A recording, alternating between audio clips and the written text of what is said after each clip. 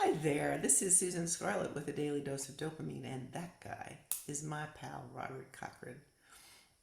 And Robert and I this morning were having a conversation that got interrupted because of life and whatever, and I'm pretty sure that it didn't get finished in a way that I'm satisfied with, and I bet you know what I'm talking about.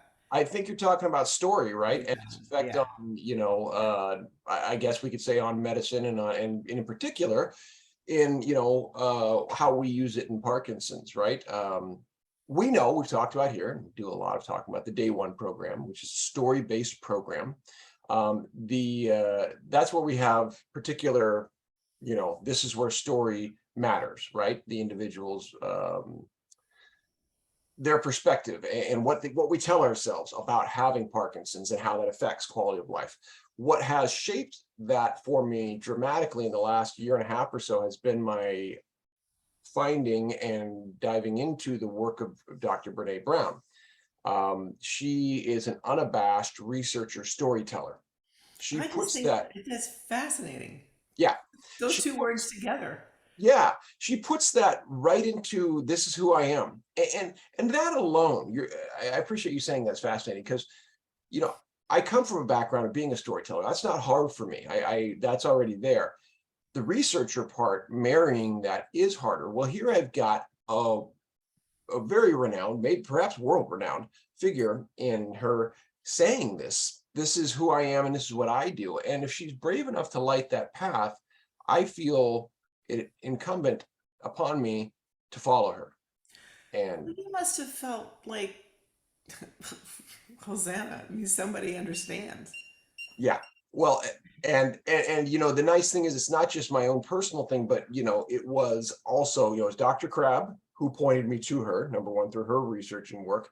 And then James, my mentor, who has been, and then Annie as well, who are just all saying, yes, Robert, this is your path. Go. So I'm getting all sorts of validation for doing this. I think what I'm trying to get clear in my head is a small piece of what you're talking about real early in the story, which is let's just talk about the word story or the word storytelling. I think I had a assumption, if you will, that there was something about the word story that was in the same sandbox as fiction or um, made up and not representative of a real person's life. Mm. So real elemental. So You can you said you give said me some big words there. I want to sandbox? reflect back about real and story and fiction. I have some very strong feelings about that. Number one, that fiction does not mean untrue. Fiction, in fact, can speak to larger truths that are not yet understood, and that particularly lies in the world of mythology. One of the great robberies of our time is the equation of the word mythology with lie. That's an awful, No, I never. idea. So Yeah. stories, fictional stories, present larger truths that we are attracted to in many ways. No one knows about Luke Skywalker, the actual person. However, we connect deeply to his fictional story because of the humanity that lies underneath it. And the same way that we play with truth in comedy, there's truth in mythology. That again, this is where we're at the crux of quantitative and qualitative.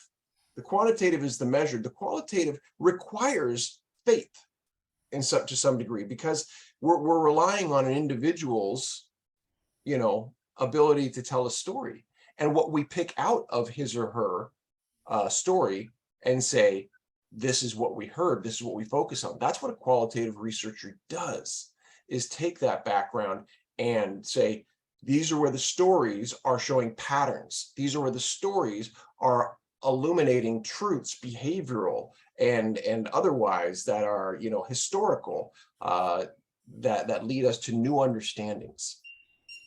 Hush. um, we may have to come back to this because we're running out of time here. Mhm. Unless you Well, want why don't you to keep posit going. something before we go because you have a Oh, furrowed brow. um, larger truths rings super easily with me. That, I mean, that just it rings true.